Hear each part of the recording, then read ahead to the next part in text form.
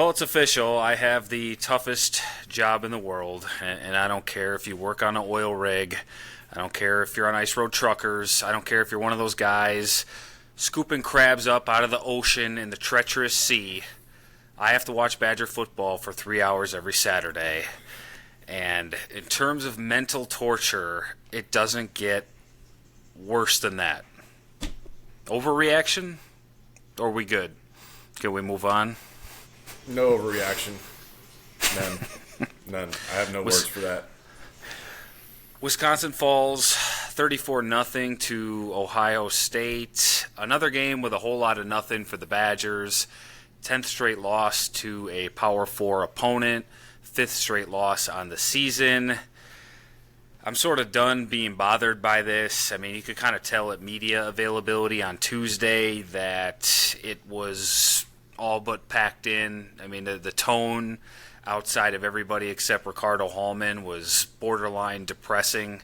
So you kind of saw this coming. It felt like a team that's sort of accepted their fate. The only thing I was waiting for the entire day Saturday was Ohio State to just completely beat the brakes off this team. It never happened. It felt like after the first drive, Ohio State, for whatever reason, sort of took it easy on Wisconsin. I don't know if you felt differently, but, offensively, they kind of just worked their way up the field, took what the defense gave them. I mean, defensively, they did have 3 sacks, but I think at least 2 of those were just the result of Hunter Simmons had nowhere to go with the ball and still had all eternity to throw and just never got rid of it. I mean, he had time in there throughout the day. Maybe Ryan Day, a former Buckeyes, doing Luke Fickell a favor. That's all I can think of because Ohio State just never went for Wisconsin's throat on Saturday. Yeah, it was really interesting with Ohio State's play calling. It's like, they threw the ball 42 times, but I feel like in that first quarter alone, they just kept trying to chunk the ball downfield, which borderline disrespectful in a way because they just think they can just win by just kind of doing whatever they want, like they're playing a video game, and it was working. They were throwing the ball everywhere. Quarterback threw for almost 400 yards, 4 touchdowns. Very talented receivers. It's hard to match up with those receivers, obviously, but no, the play calling, they didn't really care to run the ball much, really throughout the whole day. But in the positive note, I know Ben Barton had a great game, and he kind of put himself out there in a spotlight, in that game, which was great for him. That's something that you like to see out of players, and a guy that I played with personally, so I'm really happy for him and seeing his improvement over time, but not too many positives at all. Very stagnant type of game, and it's like everybody was just trying to get out of there alive. So you knew the one thing Wisconsin had to stop if they were going to, let's not even talk about pulling off an upset. Let's just talk about keep it a game. Was slow down Ohio State quarterback Julian Sayin, came in as the nation's second most efficient passer. The first drive of the game, obviously it ended with that, just gorgeous touchdown pass to Carnell Tate. 2 defenders there. Guy goes up and just makes a heck of a play. But, before that entire drive, Wisconsin, it felt like they just let him get in that rhythm to begin with and not a lot of resistance. And that was pretty much throughout the day. Wisconsin secondary once again just getting picked apart and not being able to make plays on the football, not even really being in position to make plays on the football. Sayin has a career day, 36 of 42, 393 yards and 4 touchdowns. And again, if Ohio State's putting their foot on the gas pedal, that could have been a lot worse. As someone who played that position, what are you seeing from this group this season? Is there anything that stands out in terms of why Wisconsin's passing efficiency defense is among the worst in the country, and it seems like every good to great quarterback they've faced has been able to do whatever they want? Yeah, it hurts a lot not having Preston Zachman out there. I know when you have a really smart safety, very veteran type of guy, leader in that locker room, everybody looks up to him on how he works, carries himself, his knowledge of the game. When you don't have that out there in the secondary, there's a lot of question marks that goes on during the game in that secondary that may not be able to get answered. You need Austin Brown to be able to kind of take that role. He's played enough football at this point to really carry on the expectations and the standard of the room. But it seems like every week there's just holes. There's holes in the defense, and a lot of it too is probably on scheme as well. But there's no confidence in that secondary right now. They're just trying to survive out there, and you can't do that versus Ohio State. Playing them personally back in 2019, I mean, they're good enough to where you blink and they're just throwing the ball all over you. Like, it's just the way that Ohio State always has been. I've been in their shoes before, and you have to be on point and on every aspect of the defense. And when you don't, especially when Preston Zachman's not out there, that's concerning. So it's not really a surprise when you're missing a key piece like that, but there's not a whole lot of great things to say about the secondary throughout this season up to this point, and it's only going to get more challenging as Oregon, Washington, Indiana. I mean, they know how to throw the ball very well. You're playing some really good teams, so that there's got to be something where it kind of sparks these guys up in order to be playmakers and change makers. And there's a major injury like you talked about. There's youth at the cornerback position. Deani Hill went down two games ago. He didn't play on Saturday. Nazir Forkarine still ineligible, although to me that feels like Wisconsin's fault. I don't know why they ever thought he would be eligible to play this season. He's had his 4 years. There's not, to my knowledge, some sort of circumstance that grants him an extra year, and then they're kind of waiting it out. I mean, they could have addressed some things better in the transfer portal, if you ask me, but I don't know how much time we want to spend on this game. I'll pick some parts of it because, like I said, it was just sort of blah. I was waiting for it to be over. It's pretty much how that day went. But the next drive, Wisconsin gets the ball out to their own 38. I know that's not great field position, but I'm just curious about your thoughts here because I kind of thought Luke Fickell would go for it on that 4th and 1 right there. I mean, here's my thinking. Your offense can't score points. To beat a team of Ohio State's caliber, you're going to need 28 minimum. I don't care if you're at home or not. That they're just that good of a team. You're going to end up going for it on fourth down a bunch of times anyway. I'd rather do it when it's a 7-0, or I think at that time actually it was 0-0. Right? Yeah, Wisconsin got the ball first, so I got a little backwards there. This is the first drive of the game, but it's 0-0. I mean, you're 2-4. You're huge underdogs. I don't know. Can you just not quarterback sneak, fullback dive, and just see what's what? And I mean, we're talking about competitive spirit. What do you got to lose at this point? I wouldn't have hated it if they went for it, even if they didn't get it. I mean, the end result. I mean, hindsight's 20/20, but we all know what the end result was and was probably going to be. I mean, again, I'd rather go for it on 4th and 1 when it's a 0-0 game versus when I start getting down by 3-4 touchdowns. You're exactly right. I mean, we didn't score a point anyway. So if we're trying to flip the field and playing Ohio State, you can't play it like you're playing any other really Big Ten team outside of a few others where you think you can win the battle of field position in order to win the game. And taking the words out of Luke Fickell's mouth, from what I heard during the week, he said there's not really much to lose at this point, so hopefully it gets guys to play a little bit more loose and play at a better level. If you got nothing to lose, then do it. Go for it. You have absolutely nothing to lose.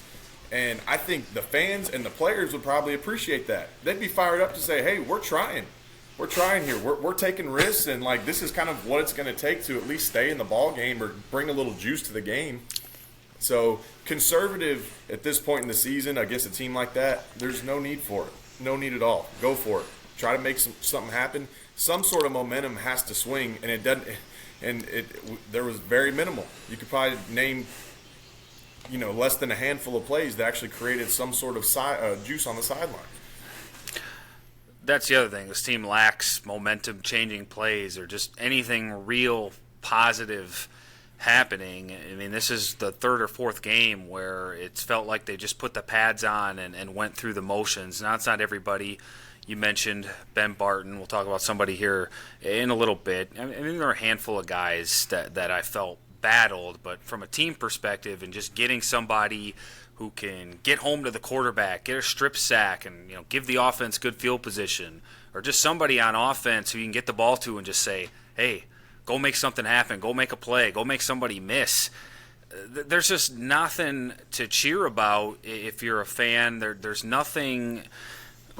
If you're Luke Fickell, you're getting nothing from these players to shift the game in their favor. And you look at the offensive numbers again; they're going to be really rough here.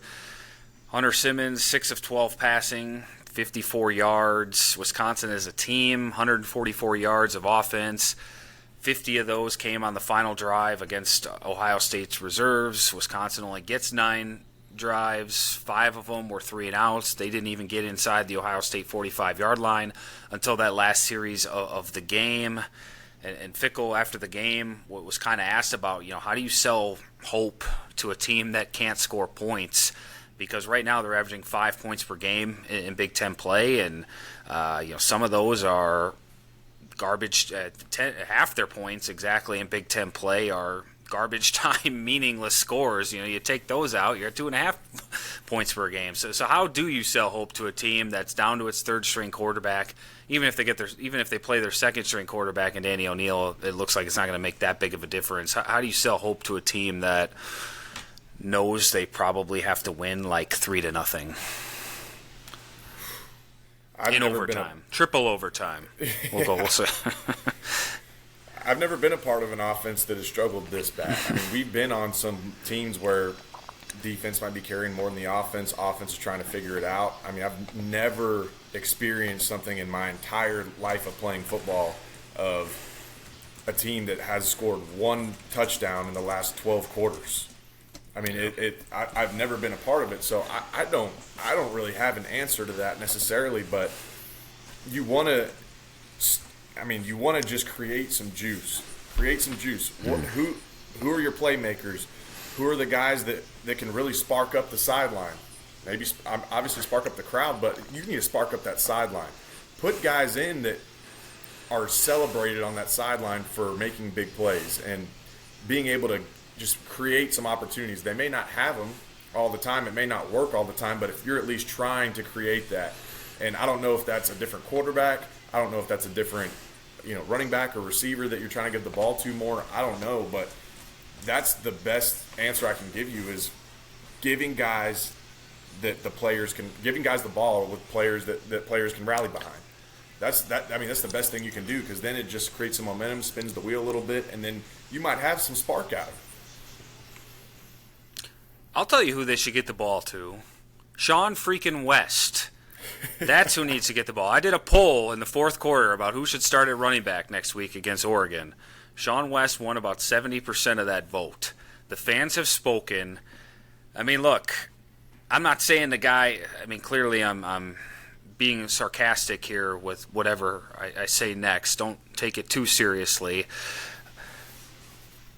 But we're talking about sparks. We're talking about a team that's lacked playmakers. I mean, here's the backup punter in the fourth quarter calling his own number and making a great read on a fake punt. Wisconsin had 65 total yards of offense going into the fourth quarter. This guy picked up 20 on his own, and I'm sure it's kind of at least for him, being as young as he is and the situation that he's in against the number 1 team in the country, I'm sure it was kind of like that situation where the mom lifts a car off their child, where the adrenaline's just going so freaking fast that he's able to break a tackle and somehow stay on his feet after he looked like he had no balance to get that first down. That's what I would compare it to. But for the first time all game, Badger fans were into it, and unless you include the part where the students were going up to the top and taking their shirts off and waving. And in terms of what Wisconsin gave their fans to cheer about, he did something about it. I'm glad somebody did, and it took a lot of cojones to go on your own 20 and catch the punt and go run it yourself with nobody else telling you to do that on 4th and 19 and go break a tackle or two to go get the first down. Even if he didn't get it, again, one guy out there is thinking we got nothing to lose. I see an opening. I see myself to go make a play. I'm going to go be a ball player and see what happens here. I'm glad somebody did. Now, if he didn't get it, who knows what the conversation would be like. But we might still be talking, hey, at least somebody tried. At least somebody tried to spark up everything going on in that game, having some positivity. And thankfully, he did. But it shouldn't get to that point ever. And so I'm glad somebody just put their body on the line there for the team and for the game a little bit. But golly, it took all the way up to the fourth quarter, down 27, to try to do something like that, and it wasn't even Fickle's call. And he could punt, too. He averaged 54 yards a punt. I think he had a 64-yard punt that just cleared the Ohio State returner, went in the end zone, unfortunately, but it was a heck of a kick. I think, you roll with him the rest of the season. Obviously, it looks like they'll use Atticus Bertram's, when you're close to midfield or on the other side of midfield to kind of pin him down and use his accuracy. But Sean West, I think, won himself a job, and that's where we are at this point of the season. We're going to spend a 5-minute segment on a punter. I would do the entire show on a punter if I could find something to talk about for that long. But that's where we are at this point in the season. But he made me kind of skip a segment here because we were talking about not taking risks in the first half. End of the first half, Wisconsin's down 17-0. They got 2 timeouts. I understand they got to go the length of the field. But what are you doing trying to just get to the locker room down 17-0 with a 2-4 record? Meanwhile, Ohio State's calling timeouts trying to get the ball back, and you're just trying to escape your own stadium for dear life. And Ohio State almost blocked that punt too. I just don't get the mindset or the mentality of this team right now. I mean, you literally have.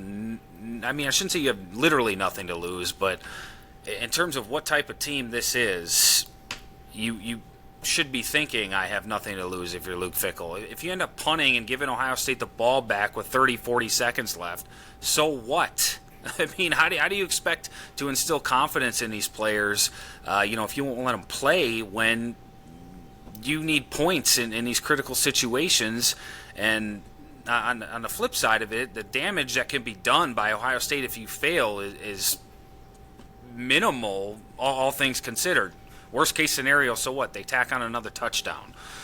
Yeah. It can't get any worse than what it was at the time, right? Like, the offense, the stagnancy, it can't get any worse. And you work on 2-minute play every single week. Offense versus defense. We work 2-minute situations every single week. So there should be a plan in place on how to handle 2-minute, even against Ohio State. There should be a plan in place to go and try to make points out of it. And so there's a timidness there's a timid mentality that's led by Luke Fickell during this segment of the game. And it goes back to even from the beginning of the season where this team's playing not to lose. And you're down tremendously and you're still playing not to lose. And like you said, you got nothing to lose. And so there's that timid mentality doesn't reflect even what he says in the media. We don't see what's going on, in the facility every day of the week. But what he's given us, for the public to see, he's not even backing it up himself when he's trying to lead a team and make the right calls and do the right things. So it's a problem, but that mentality of playing not to lose has been going on all season, and we're just continuing it even when there's nothing to lose at all. It kind of remind me of that, Michigan game in 2021 where I think you guys were down 14-0. Nothing was going right. I know you didn't win the game, but the offense went down and scored a touchdown. I believe cut it to 14-7. What was the halftime score? And all of a sudden it was like, I'm sure, what were you guys like in the locker room in that game? Because I'm sure you're thinking, holy crap, we just played our worst half of football we've ever faced or we've ever played. Maybe in our careers at this school, and we're only down by 1 touchdown against a top 25 team. I mean, obviously Mertz goes down in that game, and you guys are on the backup quarterback, and it's changed some things. But what was it like in the locker room just to get that score and sort of erase every bad thing that happened in the first half against Michigan? Yeah, from a defensive perspective, when you're watching the offense, and they might be struggling throughout that first half, and you're just hoping for something to go on to give your defense some belief that our offense can go compete and keep us in this ball game with us. I mean, we didn't play great either in that first half as a defense, but you got to count on each other to, kind of bail each other out sometimes.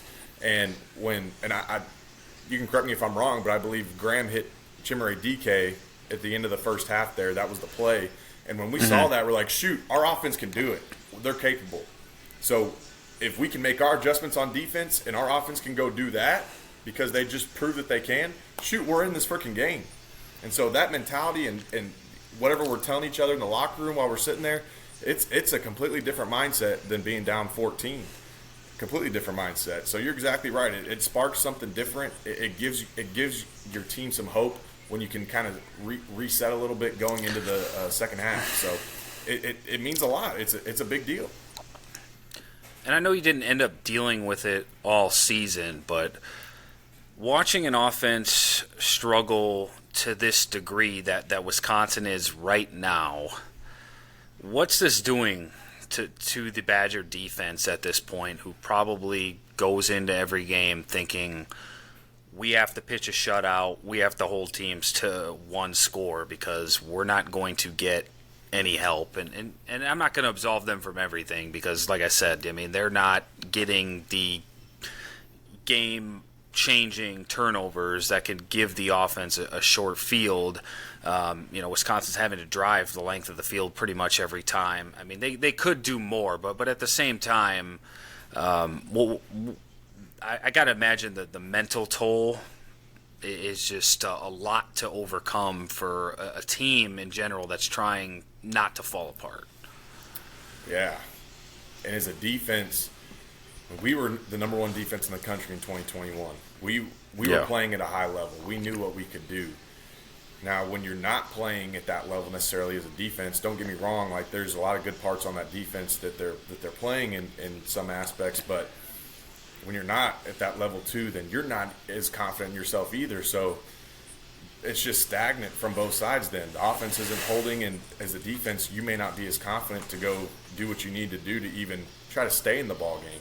But the mentality is different when your offense can't score points. You're in that huddle before you go out there saying, hey, it's on us. It's on us. We need to make this play. We need to go score. We need to go get a turnover. That mentality, and I can't see that them not having that mentality, but they're not producing with the game-changing turnovers. They're not providing a short field for the offense. So they're not putting the offense in the best position either when it comes to the offense kind of needing to get bailed out by the defense in a big way. Right. We just haven't been able to produce that. But that mentality changes from, hey, we shouldn't let them score to we need to score as a defense. We have to score. We're capable of it. We need to go make these plays. We need to go create a turnover right here. And they're just not doing it. So that's another thing there is that one side of the ball trying to carry the other. I don't think either side is capable of carrying one than the other right now, which makes it even harder. One guy who is playing his tail off, Christian Allegro, who I should have mentioned earlier. Luke Fickell said after the game, he broke his arm in the first quarter, put a cast on it, went back out there and finished the game. I think he finished with 62 total snaps. I don't think he played great against Ohio State, but if you break your arm and go out there, I don't really care about your stat line. He did lead the team in tackles for loss anyway with 2. I don't think we need to get into the debate some people are having as to whether or not Luke Fickell should have let him back into the game with a broken arm. I don't know. I think sometimes football players are football players, and some of them are wired a little differently than others, and most of them are wired a little differently than me. So who am I to say keep him on the sideline? But he did point to that as a reason for optimism and a reason that this locker room hasn't fallen apart, that somebody was willing to put their body on the line to that degree in a game they were already losing, which there's probably something to that, but it's still just hard to fully buy into what he said in the post-game regarding that manner, just watching the team in general. I mean, if you only have 3-4 guys that are just giving it 110% right now, I mean, Christian Allegro can go out there with 2 broken arms, 2 broken legs, and give it his all. But if everybody else isn't following, I don't know what to say. And the motivation from how Fickle could have been wording it, Christian Allegro wasn't going out there for Luke Fickle. I mean, he's probably going out there because he loves football and he loves his guys in the locker room. He ain't doing that for Luke Fickle. He's doing it for himself and for his teammates. And I've never met him. I want to meet him, especially after this story that he had. I mean, it's pretty incredible. He seems like a guy that we would have loved to have played with when we were there. Just a competitive guy. I see him on the tape, even against Alabama, trying to hit people in the mouth. And he brings a different physicality, different mentality. And I can see from that perspective how he's wired. He's not worried about doing that for Luke Fickle. He's doing it because he loves football and he loves his guys there and he wants to play. And it has nothing to do with whether Luke Fickle told him to go in there or not. And so I tip my cap to Christian Allegro. I think he's really fun to watch, from my perspective. And we need more guys like that, though, to be willing to do that. I think there are. But that's the type of mentality that, Wisconsin's always been, and it's good to see something like that, especially in a big game like this. I remember Chris Orr tore his ACL. I don't think he finished the game, but I think he did a series or two. That's obviously a little different injury. I mean, sometimes those guys don't even know that they've torn it. It just, at least from what I hear, people say it doesn't hurt as bad as you think it would. And I had a buddy, alcohol was involved in this story, but I had a buddy of mine tear his, and he finished a basketball game and then went out drinking and bar hopping all night. Doctor said he screwed it up even worse than it would have been if he just came into the hospital. But he went the whole day without thinking I tore my ACL. I know you've seen some stuff right, yeah. I know you've seen some stuff in your day injury wise. Is there one that compares to what Christian Allegro did? Oh man. We had a lot of guys that were pretty jacked up. I know. I gave some grit factory hats to a lot of guys, but there's plenty of guys that are trying to find a way to make it to the next game. You have guys being in boots since fall camp, and they'll walk around on campus, they'll walk around the class through their facility, whatever it might be, on their boot, all the way up until the game, and they're going to go play the game and then get back in the boot. I've had that story before. I've had a lot of guys who do whatever it absolutely takes to get on the field, and that's just time in the training room, time outside of the training room, really bought into wanting to go play out there for their brothers. But I'm trying to think of something like a broken arm. I'm setting you up for the Jack Sanborn Iowa story. Well, the Jack Sanborn one's pretty good. Not. Yeah. I'm throwing the lob. All you got to do is go up and slam it in. Yeah. So with Sanborn, there actually was like blood just filled in his glove, and when he took off the glove, blood was pouring out. It was an actual thing. I didn't see what the pinky looked like, but I knew it was jacked up. I didn't know where he was, and all of a sudden he's back on the field and things are normal. But Jack Sanborn's the type of guy to not say a word about it. I didn't even know about it until I read it in the it was like Barstool Sports that wrote that or something. So okay. I wasn't even aware of it. But we had guys that were just built like that all the time. Leo Chanel, he never had like a big injury like that at Wisconsin. But, yeah. This guy would be gagging almost every drive coming off practice and the field and in the game. He would just start gagging for no reason every single time. And you look at him and he's kind of just, his eyes are just in the air, and then he just locks himself back in. He goes out there like a trained soldier, and he goes and does what he does. So you need guys with screws loose, especially on defense, guys willing to do whatever it takes to be on the field and go make big plays. And those type of guys, you see that on your sideline, it brings everybody up. Everybody wanting to play at that level. Everybody wanting to fight through whatever it might be to play at a high level. So the more guys you have on that, probably the better your team's going to be. So we talked about lack of playmakers, and that made me do a little bit of research because I was curious about what. And I've watched some of their games, but I'm kind of taking note of what guys who have transferred out of Wisconsin have done. And I don't know if you think this is a red flag or not, I'll ask you, but it's kind of staggering to see some of the guys who couldn't get on the field at Wisconsin or had minimal roles or just weren't featured players doing what they're doing at other schools. I mean, Skylar Bell, I think most of us knew he was pretty good. I mean, he was a guy, I personally hyped up quite a bit. So now I feel a little better, but he's already pushing 600 yards this season. He had 850 last year. I know it's UConn, but he's had 100-yard games against Power 4 teams consistently. C.J. Williams didn't do a hell of a lot at Wisconsin. He's having a pretty good year at Stanford this year. He's pushing 500 yards. Leon Lowry, Curtis Neal, playing a nice role on that Illinois defense. Shimray DK got drafted out of Florida. There have been offensive linemen, and then there are at Indiana starting. Will Pauling's having a great year for Notre Dame. I mean, obviously he was pretty good at Wisconsin too. Right. But Tawee Walker is getting the most carries on a top 25 Cincinnati team. Stats are pretty much in line with what happened at Wisconsin, but then there's Keontez Lewis, who's been showing out at Oklahoma of all places. I stopped there. There's probably more that I'm forgetting, but is that? And sometimes Wisconsin's not the right fit for anybody. That goes for any situation, any school. But you're seeing a lot of guys that didn't do much at Wisconsin start to thrive at other places. And when we're talking about the lack of players able to step up and make something happen, it's hurting this program right now. But I mean, is that any type of red flag for Luke Fickell? Guys leaving in this manner, and I don't want to say they're giving the bird to Wisconsin now or anything like that because I don't know. But obviously they're doing a lot better than when they were here. Yeah, you are spot on.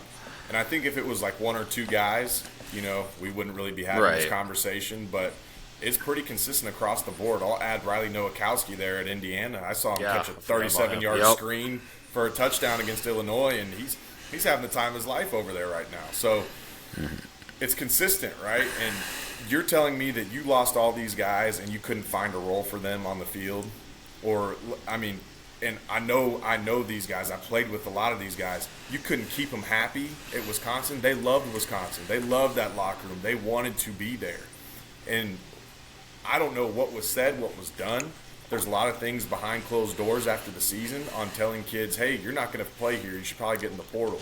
I'm not saying that they were all told that, but that is a common thing when you have a new coach trying to bring in his guys and get rid of the guys that maybe, especially at Wisconsin, you probably have a lot of Paul Chryst loyal players, and that could be a factor. And we really wish we had a lot of those guys right now, being able to make plays, putting in position to make plays, because they're clearly capable of doing it. They're just doing it somewhere else. So I think it is a red flag because it's consistent. It's not just one guy. It's 5 or 6.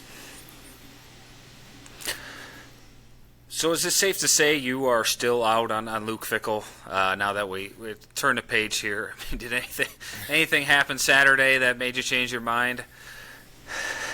I don't think I've been more out on Luke Fickell than I am right now, personally. And we all wanted to give him the benefit of the doubt that he could lead this team early on in the season. There's potential bright spots that we can build off of to be able to compete at a high level, and it continues to get worse. And that's responsibility on the head coach. If your play is getting worse, it's your responsibility. The responsibility of that is 100% the head coach.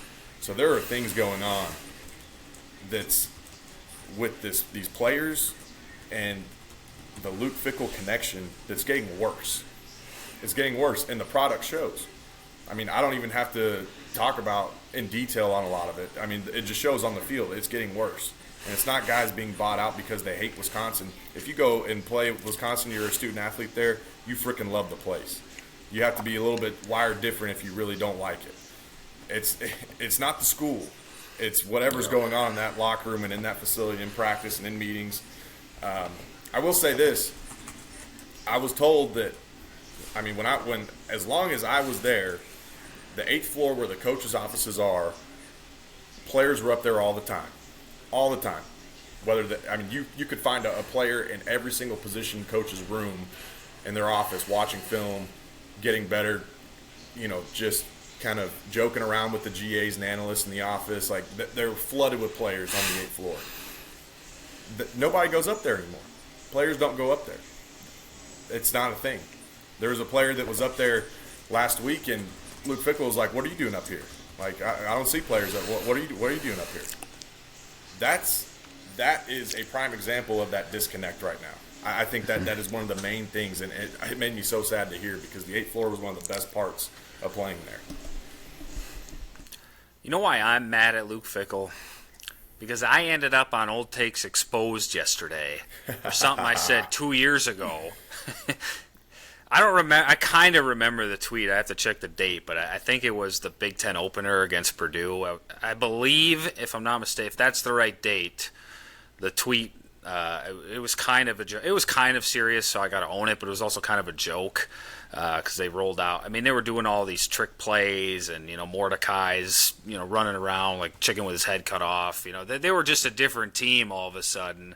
So it's kind of joking, like they're obviously I didn't mean they were Oregon in any sense of the word sexy, but I'll own that one. I thought it was funny when it came out, but a lot of people sent me some mean stuff yesterday on Twitter, is all I'm going to say. So I'm doing fine. I'm hanging in there. I'm going to keep my head held up high, and try to get through this. But everyone who I have is in my contact, my phone, please stop texting me. I've seen it. But moving on. Whoa. Of all tweets hyping up Luke Fickell, they picked yours. I know. That couldn't have been that bad. Of everything that's out there, there's got to be something worse. There's got to be somebody saying Wisconsin's going to win a national championship or something like that. That could not have been the worst one. But you talked about not getting better, and I think what's starting to become really bothersome, I should have mentioned this last week and I forgot, but you've seen teams this season that are in a similar position or were in a similar position as Wisconsin rise up and get better. It's not every case, but I look at Northwestern, who's 3-1 in Big Ten play right now. I know Penn State was going through some stuff, but they shouldn't have went into that game with a heck of a lot of belief that they were going to go into Happy Valley and pull off an upset of that magnitude. UCLA, coach gets fired. I mean, before Wisconsin, they might have been the worst team in Power 5 the way they were playing. They lost to New Mexico. They can rise up and find some type of motivation. I don't know. Again, I feel like I'm a broken record every week. I don't know if it's Fickell. I don't know if it's the players. I don't know if there's a giant cancer in the program right now, but Wisconsin can't even get a tenth of that going against the number one team in the country coming to your house. Why can those two programs who at that point, had no future, were probably thinking at some point that thought creeped in their heads, we've got nothing to play for. Let's get a mine in the portal, call my agent, tell him to get me out of here, find me an option so I'm good to go. They can fight for something, and here we are, Wisconsin just lays down 2 weeks in a row, and 3 out of the last 4, just nothing. That's one of the most frustrating. Excuse me. That's one of the most frustrating parts. Is you see these other teams struggle bus early in the season, and they're climbing their way back. Now Florida is a different caliber, but their coach has been on the hot seat for 2 years, and he just got fired today. Yeah. Right. He just got fired today, but I think in a similar situation where for so long that head coach is sitting there on the hot seat, not knowing if he's even going to have the job the next week. That's a similar situation than we're at right now, and they're still finding a way to win ball games. They're still finding a way to compete, and they're in the SEC. They're playing tough teams every single week, and they're trying. It's competitive at least, right? So where the motivation is or where it comes from for them to climb their way out and start competing, I don't know, because there wasn't motivation at home against Maryland. And then you're going to play better and better teams. And to me, that should be more motivating than anything. You're playing the best of the best. And there's no extra motivation to go out there and go compete. So, I don't know, but that's the frustrating part. Super frustrating. Well, you just got to pound the rock. Just bound it. Look at him going. All right, so go ahead. Sorry. Well, I'm just saying. If you want to go off on that, you can. No, we're just. It seems like we're trying to still do the same things that over and over and over that made us not successful, and we're just going to, like you said, continue to pound. That is the exact mentality that's going on. It is completely correlated to what is going on. It's the same exact product every single week. Sorry, keep going. Didn't mean to cut you off. You're fine. We got to fill time somehow, so I'm gonna start taking things in a different direction just to get that clock going and try and keep people interested. I don't want to do this every week, but I don't know where to go in terms of, the big question that's looming right now is Wisconsin going to have a new head coach in 2026? And it seems like there's a different rumor out there every week, and even my reporting is changed. I went from, I would circle that Oregon game as a potential spot for an interim head coach to come in, to now I feel like people are mostly talking about getting him to 2026, and they're going to stick with him. I know Wisconsin State Journal reported yesterday that Chris McIntosh met with the team and told them, this is your coach. I don't have a subscription there, so I don't know if that necessarily meant this is your coach for the rest of the season or this is your coach next year too. I would assume it's just for the rest of this season they're going to ride out Fickle. Like I said last week, I don't know if it matters.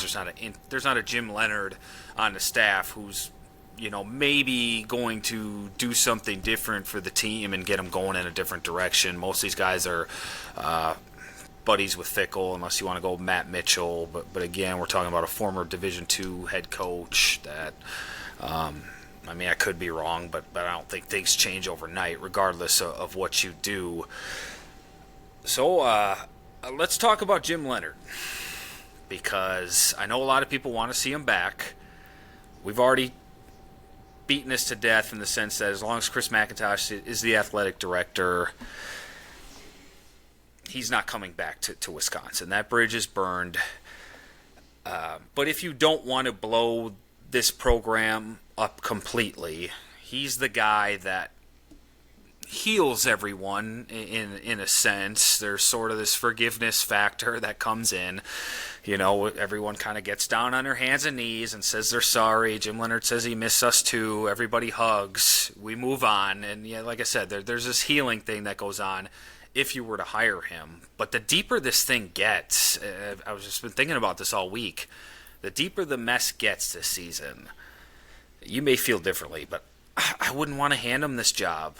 I think we're at a point where this, like I said, this thing is going to get blown up into shreds. He's going to be walking into a completely broken program. If he were to get that job from a new athletic director next season, there's no more foundation anymore.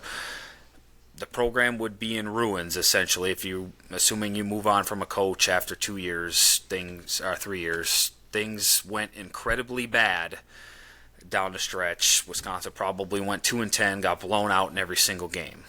I know people love a Wisconsin guy, but my fear is this is not the situation for him, and you overcorrect this thing. I feel like you're already dealing with an impatient fan base that wants to win now, that's dying to win, and he's not.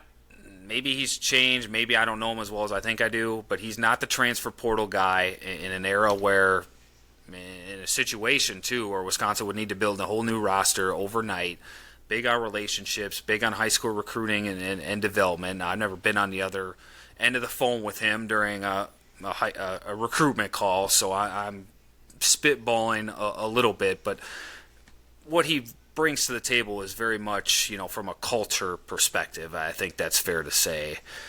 And, my fear for him would be this turns into a Scott Frost, Nebraska situation where you just end up looking at him differently because he couldn't deliver at his alma mater. And you forget Jim Leonhard, the player. You forget Jim Leonhard, the defensive coordinator. And you remember him as a head coach if things go south. Would you want to give him this job in this situation to a broken program that needs to be essentially restarted? You make some good points, and I think Coach Leonhard would be very aware of all those things if that was actually a real opportunity for him.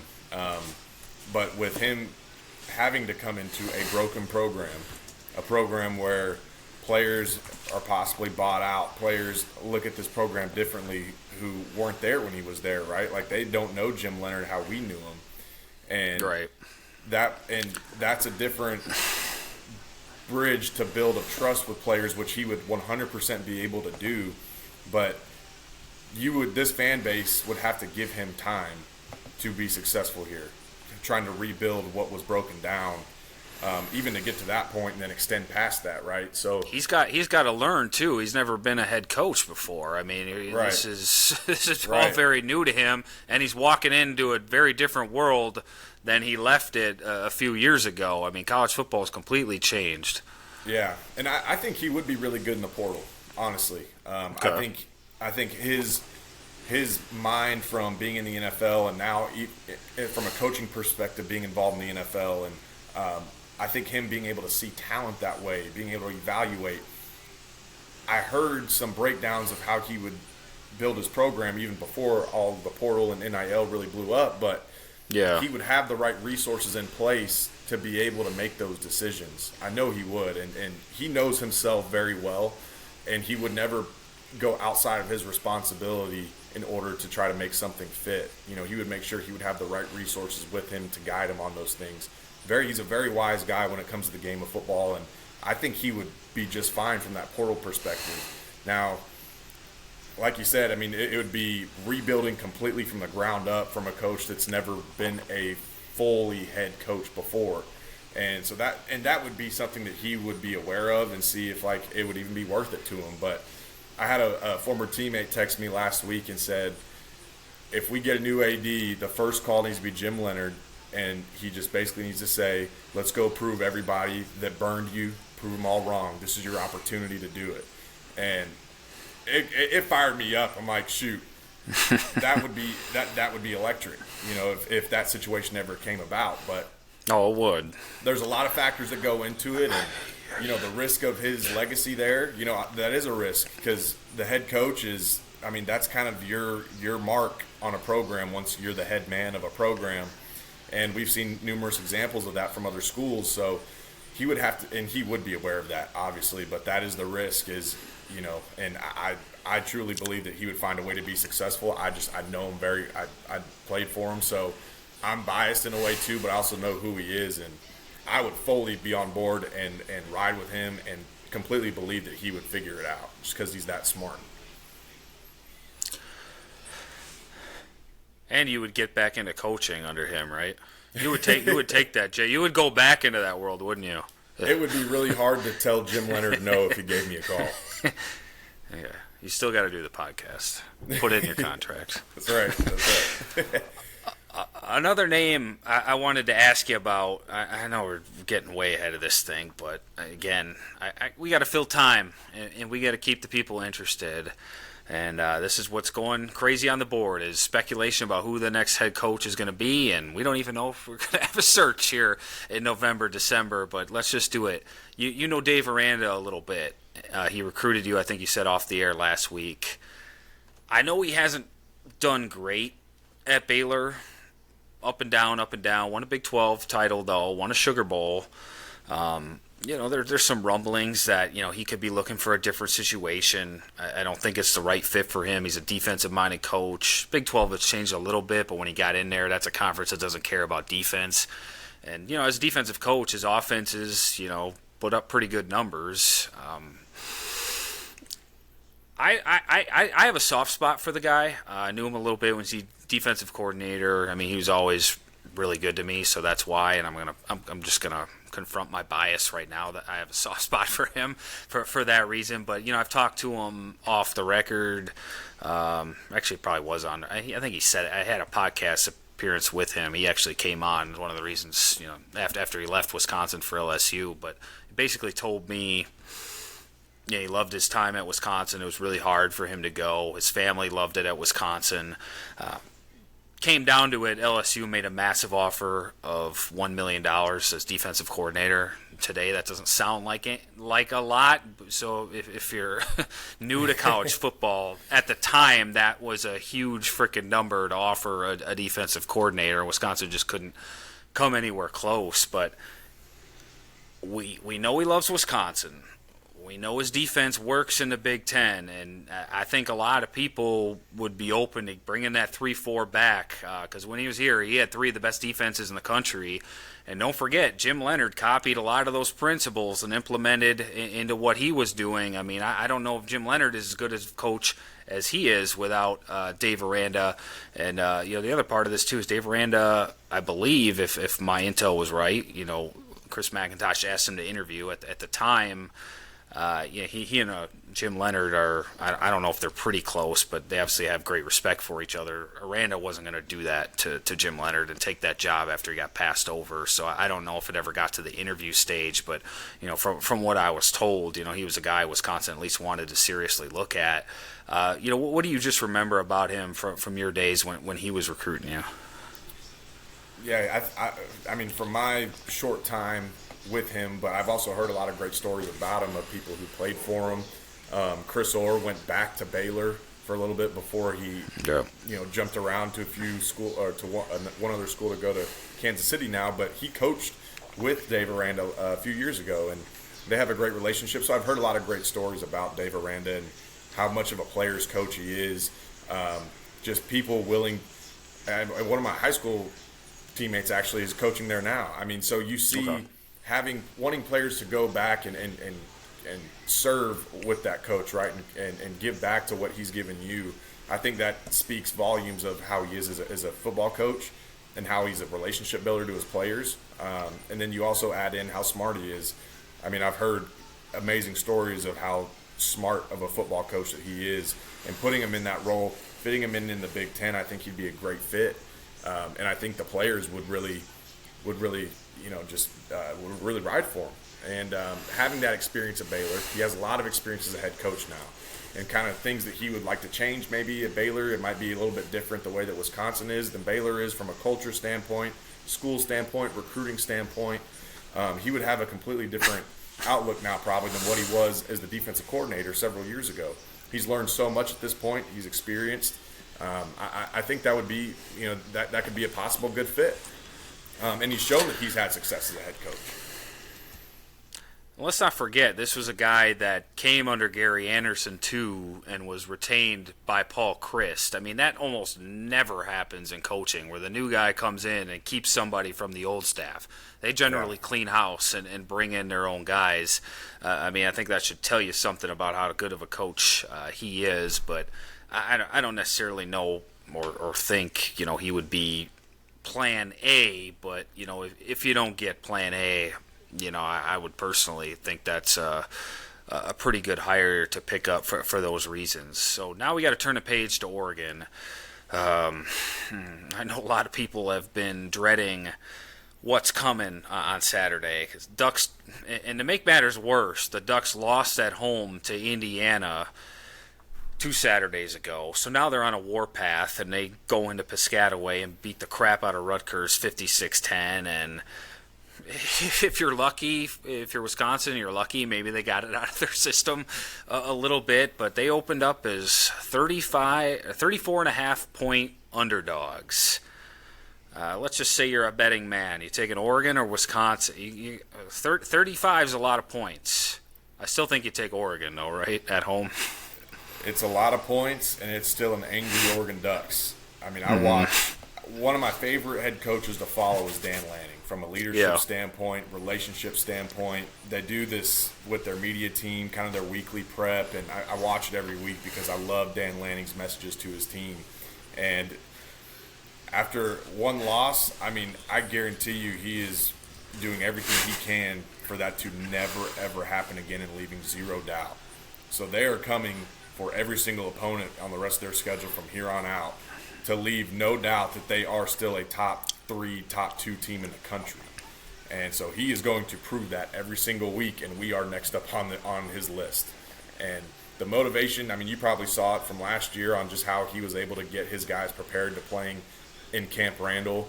I can imagine that there's going to be a similar situation of what's going to get his guys going, regardless of Wisconsin's success this year, on how they can go dominate again.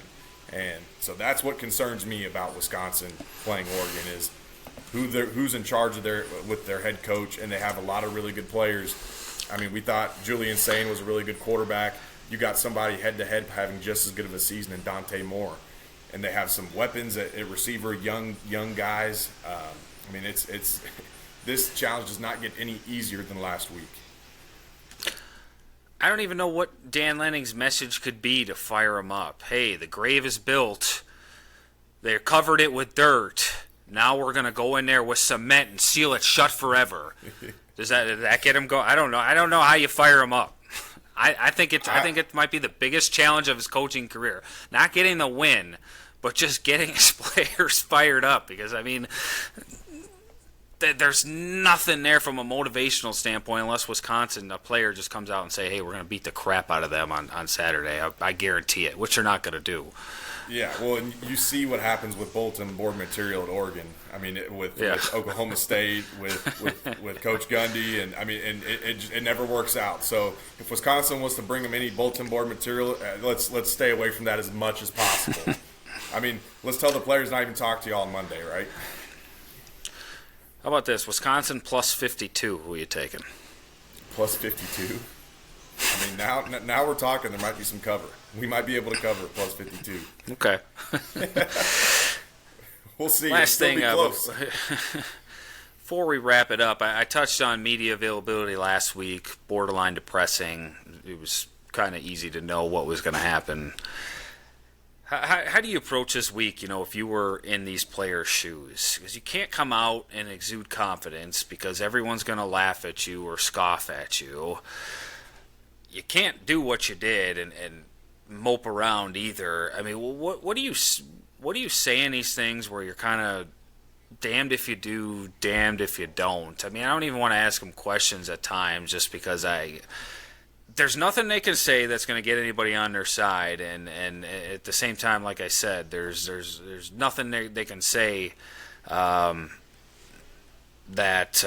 I lost my train of thought. Just go. Yeah, I'm done. No, I got you. I got you. Well, good. I think, at least somebody does. I think you talk about the noise, right? You talk about when you're successful, blocking out the noise, blocking out the media, blocking out whatever people are saying about you. You have to do the same thing in this standpoint because every time I turn on something that talks about Wisconsin football, they're not taken serious. I mean, the analysts before the game yesterday, when they were trying to make predictions and keys of the games, they couldn't even keep a straight face on Wisconsin's keys of the game to win. They were actually laughing, and it's honest. It pissed me off because this is where our program is now. So, as a player, you cannot listen to any of that. You got to block all that out. You got to gather your guys together. You got to get in this foxhole together, and let's not worry about what people are saying outside of this stadium. Let's focus on between the whistles, hitting somebody in the frickin' mouth, breaking face mask type of mentality in between the whistles rather than everything else. Make Oregon respect you. Make Dante Moore respect you. Make all these players on the other sideline respect your play. Mm-hmm. If you can get 11 guys to do that, then now you got something, right? You got a little bit of juice. You're not worried about anything else because nothing else matters. Nobody else is playing a down of football that game but you. Focus on your job, your mentality, and how you can make them respect you and how you play the game of football. That is the best way that you can go about this. Yeah, just to add to my point, Vinny Anthony, before Alabama guaranteed a win, before Ohio State, the quote was something along the lines of, maybe we'll do something crazy. So that's where it went. Wisconsin at Oregon, under the lights, 6 o'clock p.m. on FS1. Good luck. We'll see you next week.